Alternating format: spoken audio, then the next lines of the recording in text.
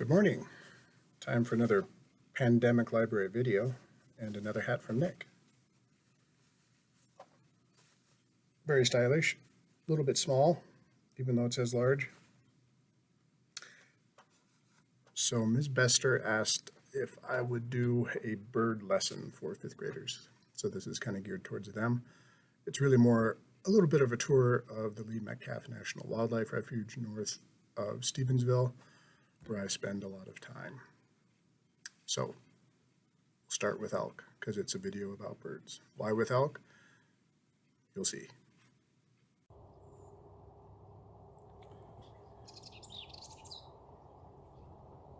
There are the elk I was looking for a couple of weeks ago. And now they've shown up just in time to be part of a bird video.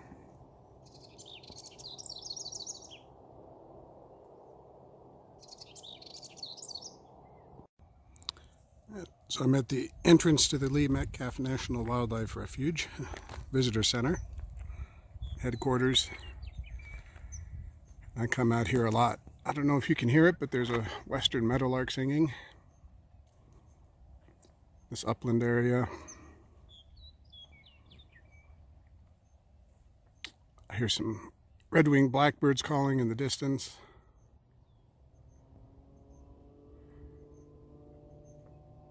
And of course, out in the wetlands, there'll be a lot of ducks. So let's go see what we can find. So Mrs. Bester wanted this video to be a bird lesson, but I just thought I would point out that the visitor center here is pretty cool. It's closed today on a Saturday. And things are kind of closed generally anyway. But when it's open, you can go in and see, and maybe you've been here before, but there are some great displays of the different critters around here, and books. Used to be able to buy t-shirts, hats, even binoculars if you need them. Today we've got stuff in bloom.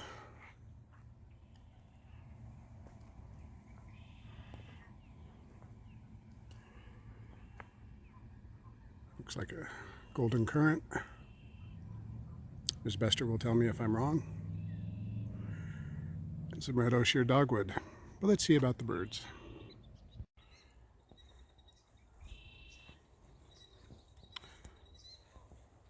So the wetlands are where you find the ducks, of course. I'm going to try zooming in here, but my puny little phone camera won't do much. Oh, that's a northern shoveler there with a big bill.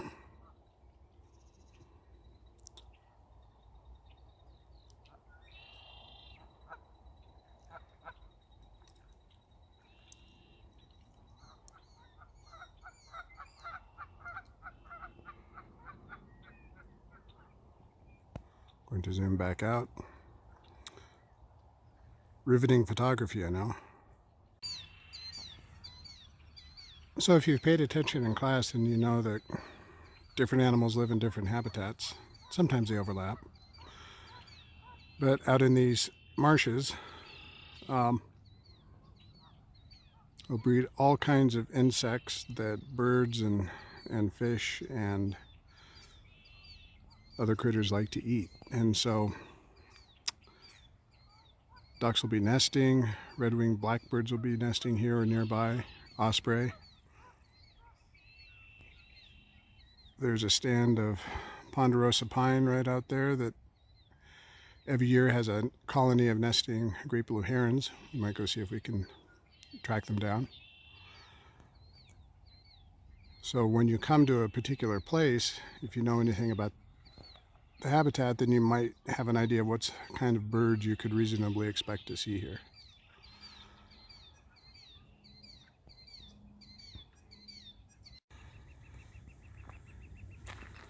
Birding in places like this is often done by car, or from a car, I should say. And it's kind of a mobile blind. As I walk past the waterfowl out there, some American coots and gadwalls. they move away a lot more than they do in a car. They don't recognize the car as a potential predator the way they would me.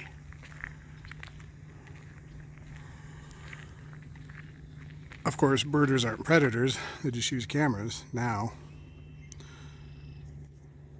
200 years ago, even 100 years ago, they were more likely to use shotguns because they didn't have great binoculars, and so they would shoot the birds and study them that way. That's how Audubon made his famous paintings.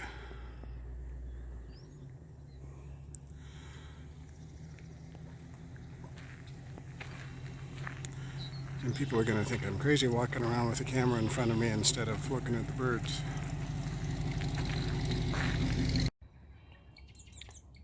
Okay, so we're looking at the Ponderosa pines where great blue herons nest, a colony. And if you look at the tops of some of those trees in the foreground there, you can see their nests, I think. They just look kind of like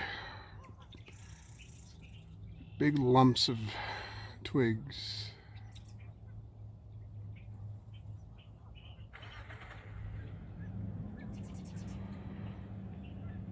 So it's a pretty popular spot for bird watchers.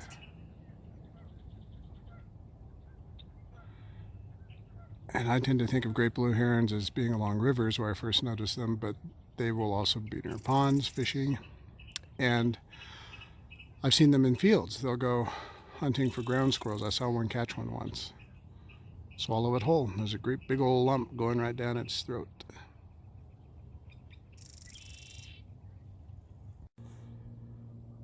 So I'm leaving the visitor center now.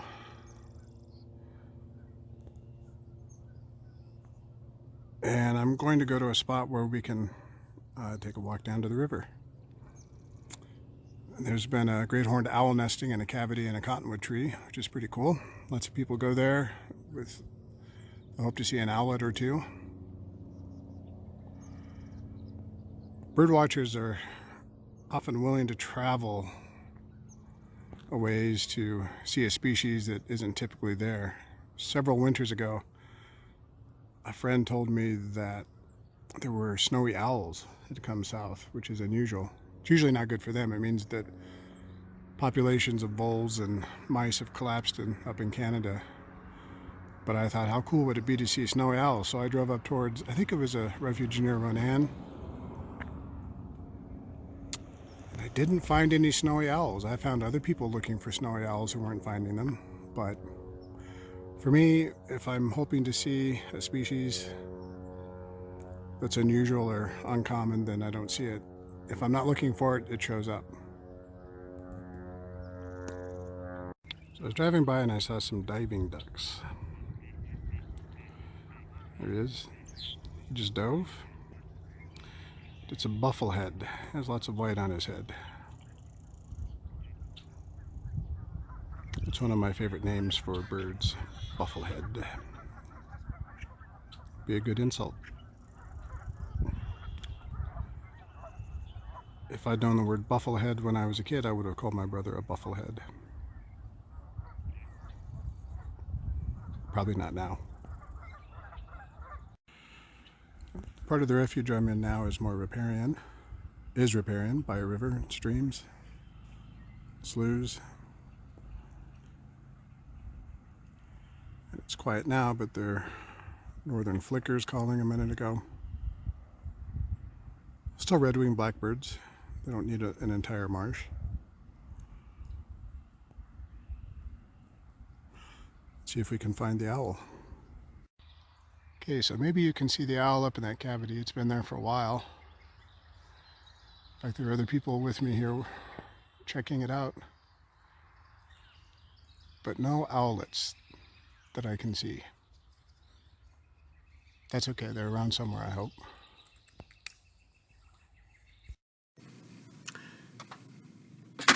I was able to find the owl, but I didn't set it up very well, and the video isn't very good.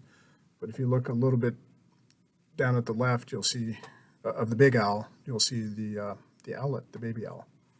Looks like a little ball of fur with a beak. Pretty cool.